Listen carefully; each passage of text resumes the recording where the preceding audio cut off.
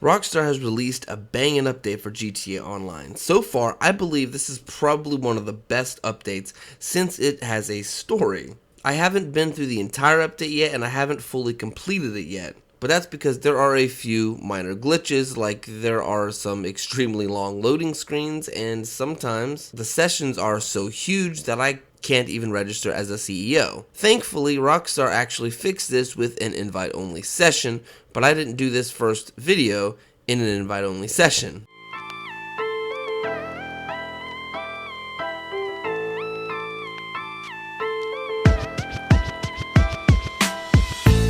Starting things off, I load in and I notice that there are a couple other contract missions that you can do, like the bee on the map next to the Arena War and the new Rockstar logo for a new featured series. I have not tried those yet, but I will soon.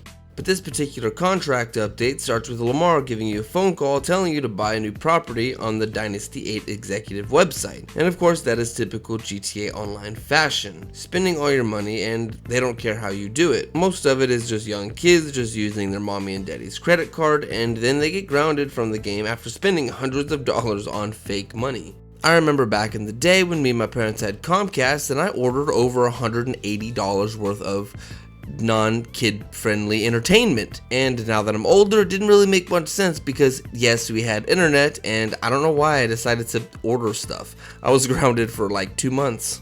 I actually got completely off topic for a moment, but just going forward, just know that I actually do have funds in the game so that I can actually make this happen without spending real funds. So I visit the Dynasty 8 executive website and I attempt to buy one of these properties, but I have to go back because I end up crashing my helicopter.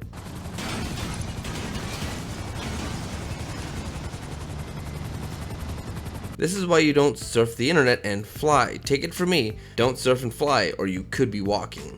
Anyways, I land and then I go ahead and purchase one of these agency buildings. Just a quick side note, I'm not going to say which one of these is the best ones to buy because 1, I don't really know which one is the best to buy, and 2, well, I don't really have a second point, I just wanted to sound professional. But I buy one and I just buy the one that's closest to my Maze Bank office, and it's more money than I wanted to spend at 4.1 million. You know, I wish I only had 10% of that in real life. It makes me sad knowing that I'm living better in a video game than I am in real life.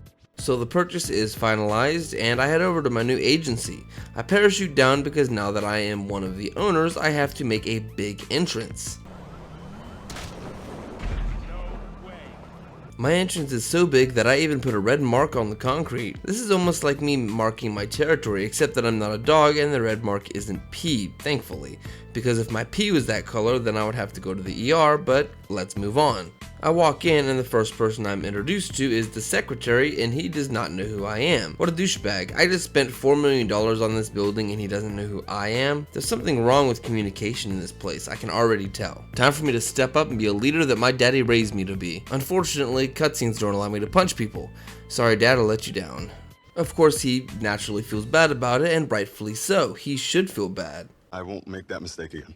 Of course you won't, because then I would fire you. Think about your kids you have to feed, or your ex-wife that takes half of your paychecks. So he introduces me to Franklin. I've been doing GTA Online for over 5 years now, and my character still can't speak. I love how his dialogue just runs together because he asks you a question and then he continues, almost like he's talking to himself. Am I just a figment of Franklin's imagination? Weird. Hey, what's cracking? So what you think about all this? Shit, we looking good, right? Look, this is our business. You feel me? And this is my favorite part of this cutscene. That over there is my old ass homie Chop. Shit, he don't get around too much no more. Of course Chop doesn't get around too good anymore because if he was human he'd have to be like 104. The cutscene continues with Franklin telling you everything that he does in his business, and I love the subtle little references that they make to the story. But now I work with rich folk who got rich folk problems and no fucking idea how to deal with them. You know, like the kid might stole a car, or they might owe money to the wrong fucking people. or their wife might be screwing the tennis coach. I'm pretty sure that last one was talking about Michael. Michael's the only DLC that they need to add in this game, because they've already got Trevor with the Series A funding, that was a long time ago, and now they have Franklin with this. So next year, Rockstar?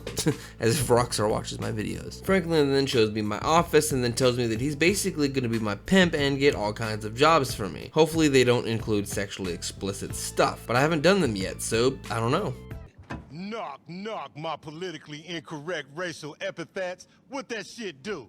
Rockstar's really come a long way from knock, knock, niggas. This is by far one of the funniest dialogues in this entire cutscene. Rockstar is actually poking fun at how PC the world has gotten. It's kind of ridiculous how easily the world gets offended. It's like you can't even have sex with anyone unless they sign a written waiver that explains that both parties allowed what was about to happen, and each and every time they do it, they have to sign a new waiver. Just ask my wife. I attempt to sign that waiver about every night, and she always seems to reject them. I remember this dude when he was broke as fuck. Could barely get a motherfucking coach seat. Now all of a sudden, eating grapes in the cockpit with the captain. Look at you. A lot of people seem to forget that Lamar is actually the first person that you meet when you start GTA Online, so it's pretty cool how they added that dialogue in there. Right. Who was that badass little fist looking bitch? I mean, nice young lady with the profitable posterior right there. Again, that was another really funny PC joke. That was by far one of the coolest cutscenes that I've ever seen in GTA Online. But as the cutscene ended, I get an invite to MJW's session. Making videos with him is extremely fun, so I decided to join him and help him out a little bit because I am just that good of a friend. We decided to do one of his setups for the data recovery. Apparently Dr. Dre, yes, the one and only Dr. Dre, has lost his phone and we have to get it back. And this is the first step to doing that. We sneak into the building almost undetected.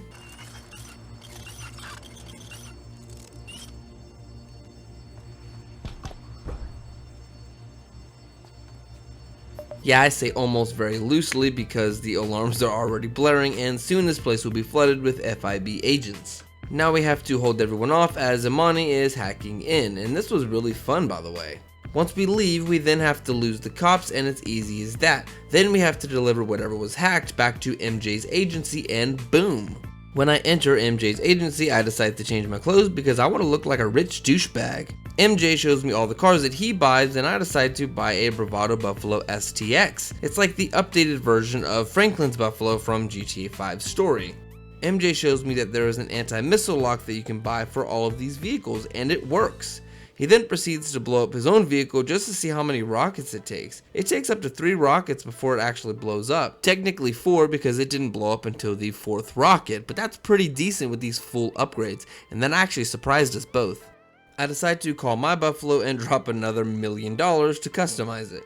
Then I decide to spend even more money on weapons because there are a few new weapons in the game, starting with the heavy rifle. The taser and the EMP launcher are only purchasable if you buy the weapon workshop. And I do, and I buy the stun gun for $333,000? What? That's insane! And against my better judgment, I go ahead and buy it anyways because I don't think the gun salesman takes IOUs. This kind of feels like highway robbery because everything else in the agency weapons workshop is discounted, but the stun gun has to be costing you an arm and a leg and 3 virgins to sacrifice. But anyways, I decide to start up a security contract. It's my first rescue operation. I hop in my free helicopter and go. I guess someone was stealing cookies out of the cookie jar and when they were caught, their hands were smashed to pieces. Now the person that ratted them out and caused their hands to be disgustingly smashed needs rescued. People are coming after him and now we have to protect snitches? I find this mission to be very easy because I literally kill everyone without even leaving the highway. Pretty intuitive, isn't it?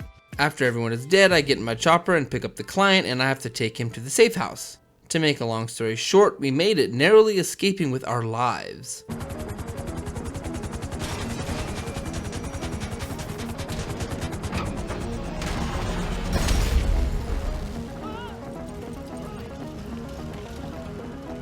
My bad. After I'm done with the protection detail, I get a call from Franklin. This is so cool. Franklin wants to play golf with me. Not only him, but Dr. Dre and DJ Pooh. I couldn't be more excited. That's right. Make sure you understand. Well, at least I got to play golf with Franklin. Once dealing with this dude, I guess Dr. Dre can now trust us with finding his valuable phone. I mean, 2 random schmucks he finds on the streets. Well, technically I'm the only random schmuck, I guess, but he really knows how to pick his people. Well, I think I'm going to call it here. This update is genuinely a lot of fun, and I will continue to make videos about it as I complete everything for the first time. Once again, thank you so much for watching, and don't forget to leave a dislike on this video even though no one will see it, and unsubscribe if you are new. I'm going to leave you with this: golfing is only fun if you're smashing some guy's face in with the golf club. Bye!